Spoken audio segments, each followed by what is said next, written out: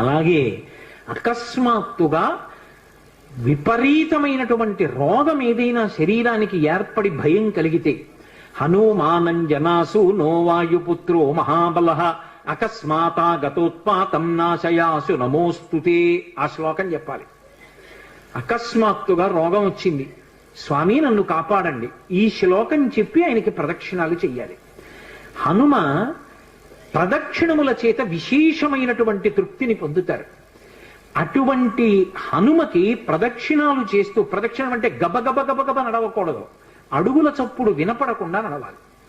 అలా నడుస్తూ ప్రదక్షిణం చేసి ఈ 2 శ్లోకాల్ని అవసరాన్ని పట్టి అనుసంధానం చేయడం నేర్చుకుంటే ఆయన అనుగ్రహంతో రోగాన్ని నివారణ చెయ్యగలిగిన వైద్యుడు దొరుకుతాడు అని దాని అర్థం. ఆయన అనుగ్రహంతో రోగం పోతుంది.